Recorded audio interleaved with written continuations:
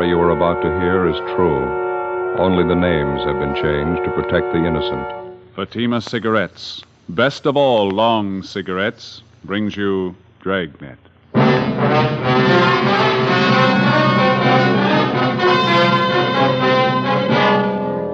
You're a detective sergeant.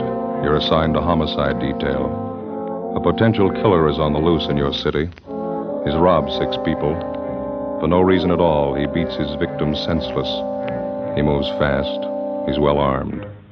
Your job? Stop him. You'll be amazed when you compare Fatima with other long cigarettes. You'll find they now cost the same. But in Fatima, the difference is quality. You see, Fatima is the quality king-size cigarette because it contains the finest Turkish and domestic tobaccos superbly blended. And Fatima is extra mild, with a much different, much better flavor and aroma than any other long cigarette. So compare Fatima yourself. Fatimas now cost the same as other long cigarettes, but your first puff will tell you... Ah, that's different. Yes, in Fatima, the difference is quality. Ask your dealer for Fatima, the quality king-size cigarette. Best of all long cigarettes. Start enjoying Fatima for a new year of greater smoking enjoyment.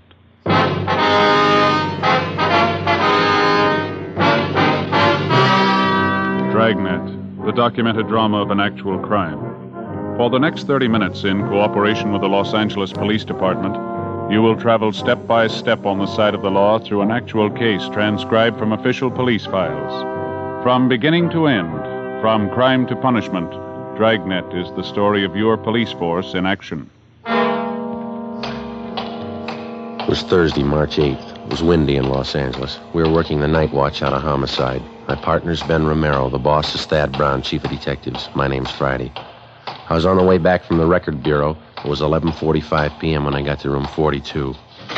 Homicide. Joe? Hi, Bill. Romero called about 5 minutes ago. He's on his way in from Georgia Street. Oh, thank you. The captain still around? He's gone for the night. You can catch him at home if you want to. Trouble? The rattlesnake bandit. Got 2 more couples tonight. Right. Bad? About the same as the last 3 jobs he pulled. Pretty vicious. Gave the victims a bad going over. Who are they? Young salesman, his girlfriend. They were parked up in the Silver Lake area. Bandit robbed him. When he didn't find enough money in the young fellow's wallet, he pistol whipped him, messed him up quite a bit. Why'd he do that? Oh, there's no reason for it. The young girl in the car had an engagement ring on. She offered to hand it over. The bandit pulled her out of the car, punched her in the face, hit her quite a few times. Guy just seems to be looking for blood, that's all. No leads on him, huh? No, not so far. It looks like I'm out. Have you got any aspirin, Bill? Yeah, I got a fresh bottle this afternoon. Lousy headache. I've had it all night. How about the thief's M.O.? The same, huh? Well, it has been so far. He works the outlying districts, parking areas. Doesn't seem to be any reason at all for these sluggings. The victims all agree on that. No provocation at all. The guy just seems to get a kick out of punching in somebody's face. 2 pills in it? Oh, yeah, that's fine, thank you. Boys in robbery turn up anything? No, neither have we. Bandit operates in hot cars. He's got a few good prints to work with. No make, though. Guy works alone, huh? Well, he did for the first 2 jobs. Last few times he had a bright-looking blonde with him. Good-looking, you know, nice figure. Victims say that she stands by and just seems to egg him on. Seems to get a big thrill out of it, I guess. Hi, Bill. Joe? Hi. How'd you do, man? Doctor didn't think it'd be a good idea to bother him too much tonight. We can talk to him tomorrow. Well, how about the hold-up man's description? Did you get that? Yeah, from the girl. Matches what the other victims gave us. She didn't see the getaway car, though. Didn't have a chance. Well, how about the young fella? Is he still unconscious? Yeah, they're going to move him to the county hospital. You should have seen his face. Yeah? Terrible. It's a mess. This bandit's girlfriend, the blonde, nothing at all on her? Victims say she's got a nice figure and good looking. Quite a few like that in Los Angeles. What are they getting out of these stick-ups anyway? Can't be too much, huh? Oh, that's just it. None of the heists have netted them more than $50. Hardly worth the trouble. Hot shot. I'll get it. What is it? Wait a minute. Rattlesnake bandit. He got another couple. Where? South end of Echo Park. Yeah? He shot both of them.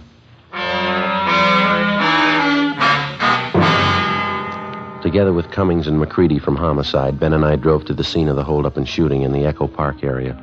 The victims were identified as Ralph Younger, 34, a high school English teacher. He'd been beaten severely about the face and neck and shot once through the right shoulder. His companion was a Thelma Donovan, 26, a grade school teacher.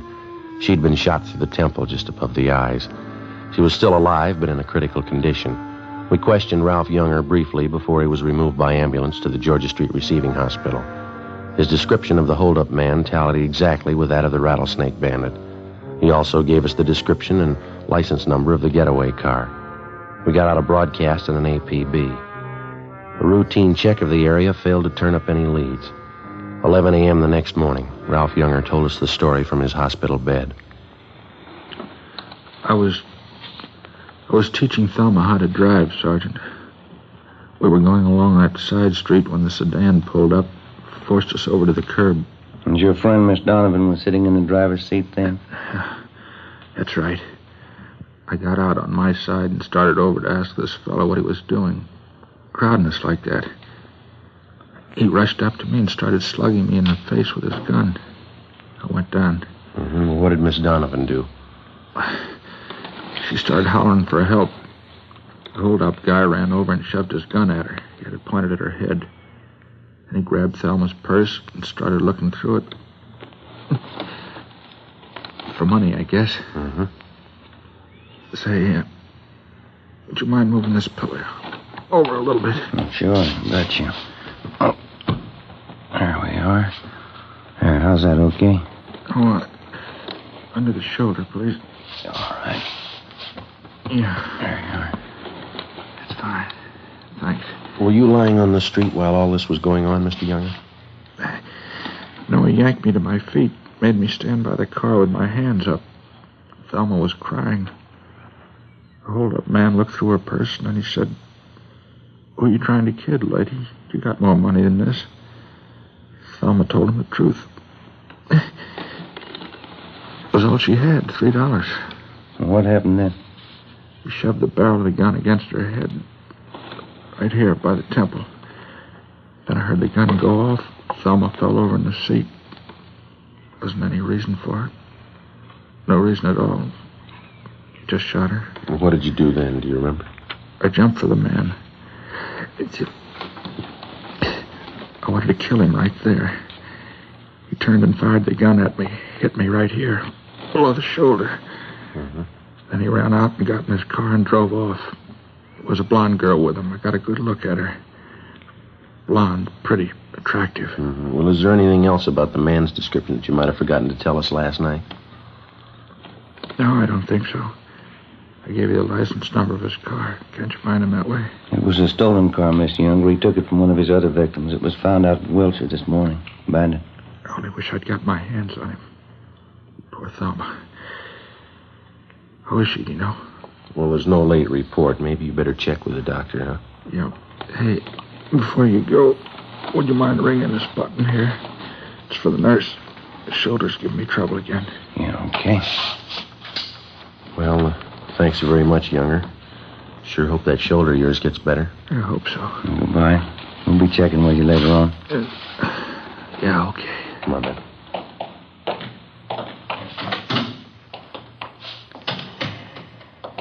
Romero? Joe? How'd you do, Bill? Checked with the doctor. Donovan girl's still unconscious. Pretty critical. Mm-hmm. What'd the doc say? She gonna pull through? She might. They can't tell yet. One thing's sure, though. What's that? Bullet did a lot of damage. Yeah. She's totally blind. 4 days before a bullet from the hold-up gun had blinded schoolteacher Thelma Donovan for life, the rattlesnake bandit and his blonde girlfriend were unknown to the city of Los Angeles. In the space of little more than 96 hours, they'd robbed and slugged a dozen people from one end of the city to the other. In every case, the attacks were just about as brutal and vicious as they were unprovoked. The amount of money taken from each victim was negligible.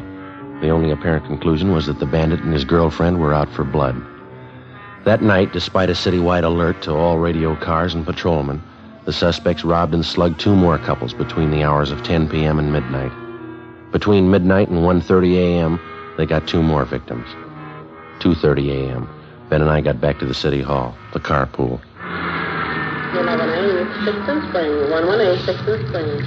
Meet the officer holding your Looks like a place over there, huh? Mm-hmm. Wonder how McCready and Cummings made out. I hope they got more than we have. Yeah. Yeah, this is good right here. Want to get the radio, Joe? Yeah, fine. Let's go. Doggone it. I knew I forgot something. What's that? Cigarettes. You got any left? I don't think so. Old pack is all. No, there's one left in here. No, it's all right. I can't take your last smoke. Oh, go ahead. There's a machine upstairs by the elevator. I'll get some. All right.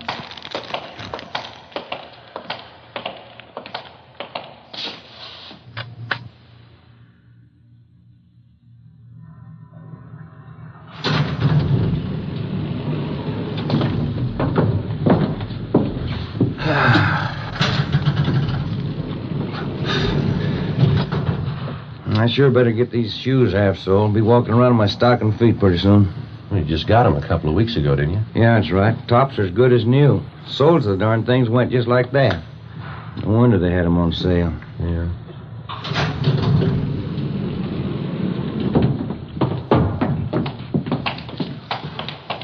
In just a minute, I want to get those smokes. Oh, yeah.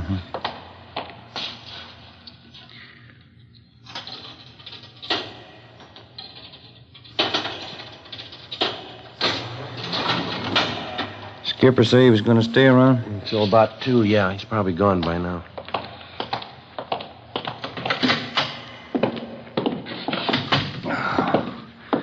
Yeah, it's a long day.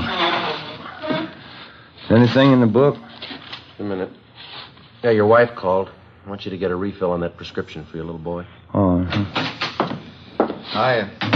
How'd you two do? Nothing. How about you? Chandler called from Robbery a minute ago. Thinks they may have something. Yeah? At 211, big service station out on Pico. Hold-up man had a blonde in the car with him. What about descriptions? Jibes pretty well with the guy we're after. Well, the M.O. doesn't. That thief and his girl haven't tried anything but car hold-up since they started. How'd they manage the job? Well, you know how they've been operating for transportation. They rob the people, steal their car. When they reach another victim, they transfer to his car. First time they switched that system was tonight. Hold up on South Hoover, the man and his wife. Huh? Instead of changing over, they stayed in the blue Chevy coupe. Same one they took in the job before that.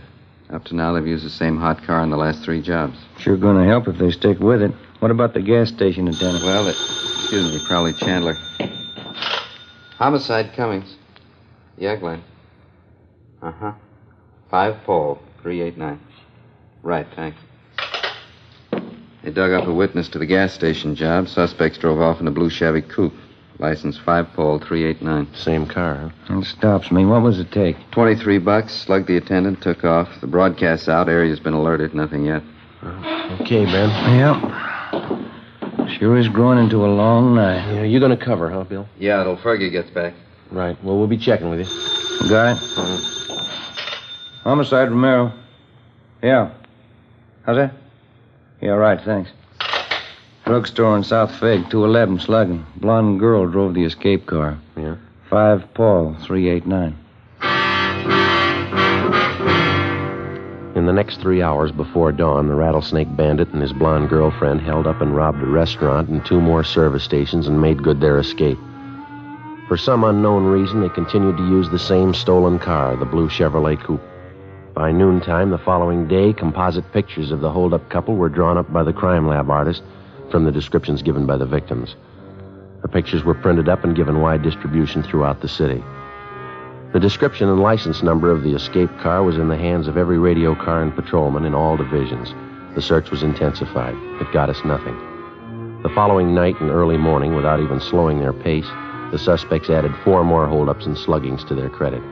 One of the victims was Fred Lerner, proprietor of a small lunch counter near 18th and Olive. I've been held up before, officer, 6 times. Never saw a punk as hard-looking as this guy, though. You're sure about the description, Mr. Lerner? Well, he stood just as close as you're standing to me now. Wild look in his eye, waving that gun around. I wasn't taking any chances. I gave him everything. Well, how much was that? $18.50. Well, how about the getaway car? You're pretty sure of the make and the color? Well, I ran to the door there as soon as they left. Saw him drive off. There's the license, just as I wrote it down. It's 5P389. I saw the whole thing. Sure surprised Lois would tie up with a punk like him. Lois? Who's that? Well, you know, the blonde who drives the car for him, Lois Hagen. Well, how do you know that's her name? She used to be a waitress, worked for my brother. Lois Hagen, blonde. I spotted her right away in that car. Yeah? Yeah, sure, Lois.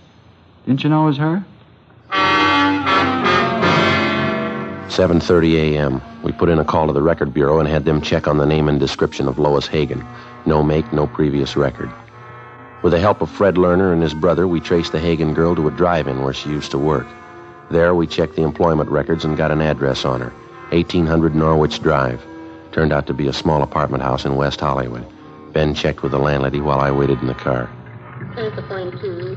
1 KB, transfer point 2, with unit 135. Well, that's it. What'd you get? Talked to the landlady. She's managed the apartment for 16 years. Yeah? She never heard of Lois Hagen.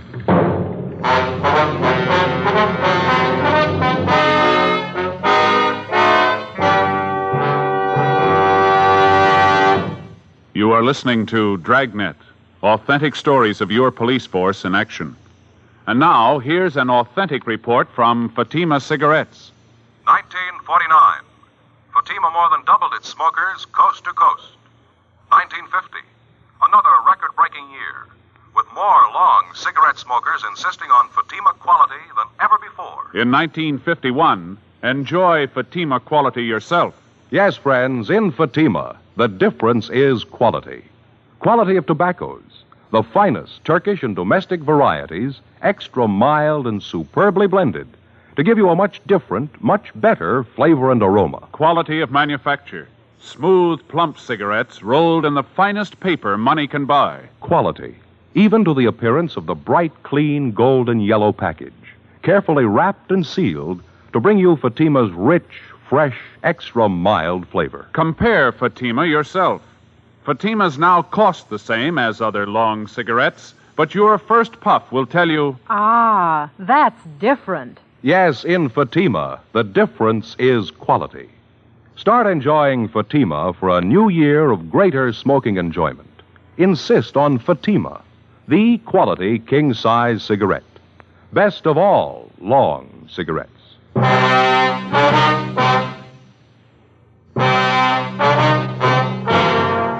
Tuesday, March 13th. That night and the one following, the Rattlesnake Bandit and his blonde girlfriend, supposedly Lois Hagen, continued their campaign of holdups and sluggings. They robbed 2 liquor stores, an all-night cafe, a cigar shop, and 2 more service stations. In each case, the descriptions of the suspects and their getaway car was the same. Routine investigations got nowhere. Ben and I went to work checking out the thin lead that we had on the girl known as Lois Hagen. After 3 days of pounding the pavement and asking questions, we found 2 former waitresses at drive-in restaurants who had worked with Lois Hagen. Both of them gave us addresses where they thought the Hagen girl had lived at one time. One of them was a phony. It was a vacant lot. The other panned out. It was a rooming house out in the Boyle Heights district. The manager told us that the Hagen girl lived there 2 years before. She told us that as far as she knew, the girl's mother, a Mrs. Ernestine Hagen, still ran a small French laundry on South Hobart Boulevard. We found Mrs. Hagen working in her shop. She was a small, thin woman with gray hair. Yes, I have a daughter, Lois. What's the matter? I'd like to talk to her, Miss Hagen. Do you know where we can locate her? Probably sounds funny to you. I haven't seen my daughter in 2 years. Well, do you have any idea where she's living, ma'am? No, she's not much of a daughter. We didn't get along. As I say, 2 years ago we had an argument. She left me. Never wrote a letter. I just don't know. I see. I heard she was living in Detroit for a while. I guess she's back here now. One of my lady friends, Mrs. McCormick, saw Lois shopping out in Hollywood. That was about a month ago. Mm-hmm. How old is your daughter, Mrs. Hagen? She'll be 20 next month. She looks older than she really is. Won't you excuse me, please? My flat iron back here. I have it heating. Certainly, ma'am. Do you have a copy of the composite picture of the girl? Yeah. Yeah, it's right here. Okay. I didn't realize it was getting so late. I have this rush order to get ready by 4 o'clock, officers. If you want, you can come back here. We can talk while I get it out. All right, ma'am. Thank you. Come on. There's a chair there, if you like. Oh, thank you. Seems I'm always so busy lately. I used to have some fine help. It's not so easy to find anymore. This iron seems awful hard. It's all right. I wonder if you'd mind looking at this picture, ma'am, this one here. Yeah, all right. Looks something like Lois. You're looking for her, is that it? She done something again? Well, we're not sure, ma'am. Has she been in trouble before? I can't be more ashamed of her than I already am.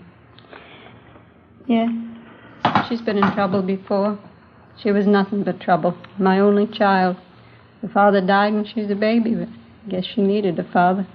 I couldn't do anything with her. Was your daughter ever in any serious trouble? With the police, I mean? I don't know, maybe. She was. I didn't hear about it. And I tried to understand her. We never got along. I don't know.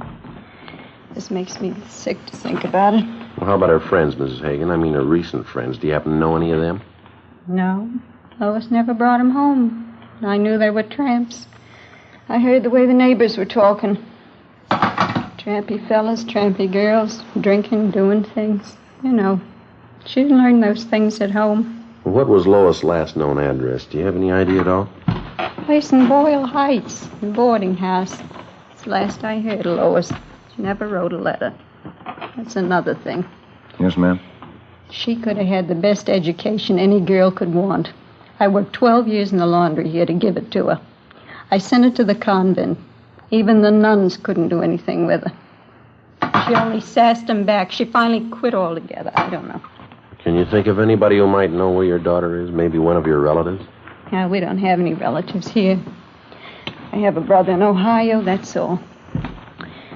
His lace blouse is an awful lot of trouble. Would you pull out that plug, Sergeant, please? Yes, ma'am. I wonder if you have a picture of your daughter that we could borrow. We'll see that it's returned to you. Yeah, all right. I got lots of pictures of Lois. She's a pretty girl, you know. Looks quite a bit like me when I was young. Yes, ma'am. Well, thanks very much for your time. Even the nurses at the hospital said it when Lois was born. Beautiful child. Certainly strange, isn't it? How's that? When they're babies, they all look so clean and so good. Yes, ma'am. What happens to them? Before we left Mrs. Hagen, we got a photograph of her daughter, Lois, and then we drove back to the office. We spent the rest of the afternoon showing the picture to several of the robbery victims. All of them identified the Hagen girl as the bandit's accomplice. We got out a supplementary broadcast. That night, the holdup couple failed to put in an appearance. The following night, the same. Not a sign of them. Still no sign of the escape car either. Where they might be hiding out, we had no idea. The search went on. Repeated checks through the stats office and the record bureau failed to turn up any new leads. We stayed on it. 4 nights later, the still unidentified holdup man and Lois Hagen started in all over again. 2 drugstore holdups, 2 robberies of couples in parked cars. All of the victims were beaten senseless. Monday, March 19th, 8 a.m. Joe? Hi. They turn up anything last night? 2 more jobs. Both victims identified the Hagen girl as the accomplice. Anything else? Still using the same escape car. That's about it. Yeah. Well, we're no closer than we were a week ago, huh? I checked the hospital on the druggist they slugged. How's he doing? They don't know yet. Still unconscious. I get it. Homicide, Friday. Yeah, Mike. Where? Yeah, right away. What have you got? 32R. They're out on 18th and Hill. Yeah? The holdup car. They just spotted it. 8:20 a.m. Together with Cummings and McCready, we drove out to 18th and Hill, where the officers in Unit 32R had the holdup car staked out. It was parked in the back of a large service station on Hill Street near the corner of 18th. We talked with the manager, and he told us that a blonde girl answering Lois Hagen's description had left the car there earlier that morning just to have the distributor fixed and the battery recharged. She told him that she'd called for the car early that night. Because of the way that the service station was situated, it would have been impossible to stake out on the blue coupe without making it look obvious. We explained the setup to the manager and made arrangements for Ben and I to pose as employees. That way we could keep a close watch on the car until the suspects called for it. Cummings and McCready holed up in a coffee shop directly across the street. 2 teams of men from Robbery covered from their vantage points. Ben and I took up our posts as supervisors of the station's 10-minute car wash.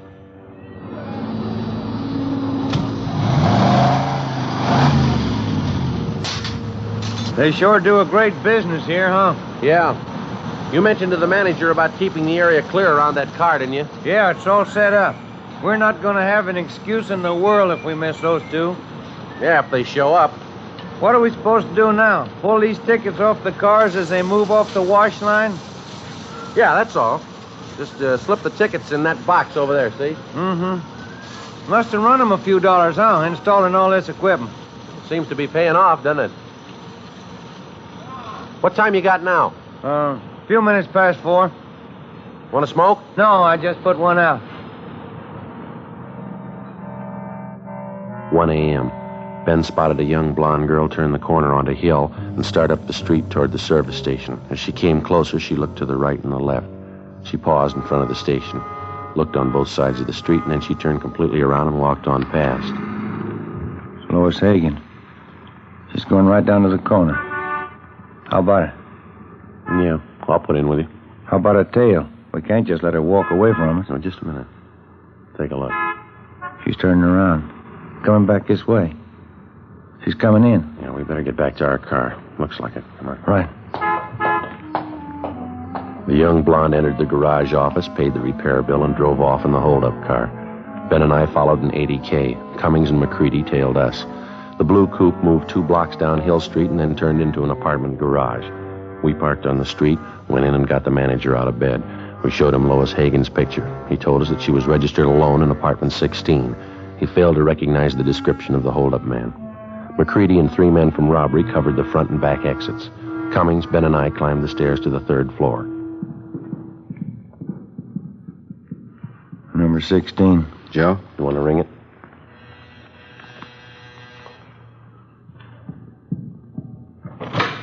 Yeah? Sorry, ma'am. Bedroom, Bill. Right, I'll take the kitchen. Wait a minute, what is this? Police officers, you Lois Hagen? You get out of here, let me alone. Bedroom's empty. Nothing back here. All right, where is he? Come on, let's have it. Frank, get out! Cops, Frank, get out! Upstairs, you. Watch her, Bill. I got her. Come on, Ben. Yep. Upstairs, Joe. Watching? Yeah, hold it. Frank, get out! The cops! Come on down, coppers. Give me room. Give it up, mister. You haven't got a chance. Give me room. I'm coming down. We got the building covered, mister. Give it up. Look out, Joe.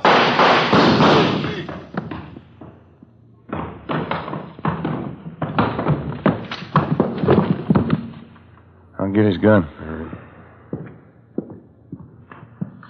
How is he? Dead. Joe, Ben, you all right? Yeah, Bill. You want to take the girl downstairs? Let me see him, please. Frank? Frank? All right, lady. Didn't have to happen. I tried to tell him, get away. He wouldn't listen, never listened. Let's go. We were married yesterday. You didn't know that, did you? Just married. Yeah. Married 2 days. Yeah, well, the honeymoon's over. Come on, lady. The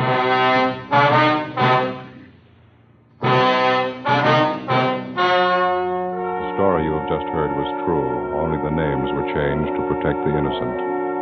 On August 5th, trial was held in Superior Court, Department 87, City and County of Los Angeles, State of California. In a moment, the results of that trial.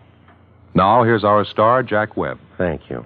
Here's an invitation we just received from New York's famous Stork Club. Host Sherman Billingsley asked us to pass it on to you Dragnet listeners who have television sets. It reads, Fatima, best of all long cigarettes, cordially invites you to see the Stork Club on television beginning this week. Well, Dragnet welcomes the Stork Club to the Fatima family. It's a fine television show. You know the Stork Club recommends only the best, and as Sherman Billingsley says, in long cigarettes, that means extra mild Fatima. You can judge that yourself, just as I have, by comparing Fatima with other long cigarettes. Buy a pack of Fatimas. You'll find they now cost the same, but in Fatima, the difference is quality.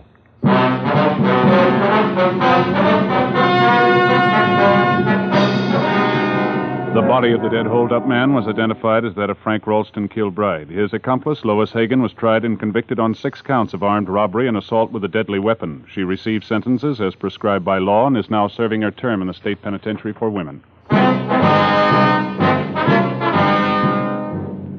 You have just heard Dragnet, a series of authentic cases from official files. Technical advice for Dragnet comes from the Office of Chief of Police W.H. Parker.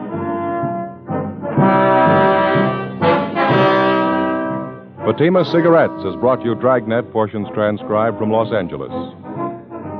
We the People is next on NBC.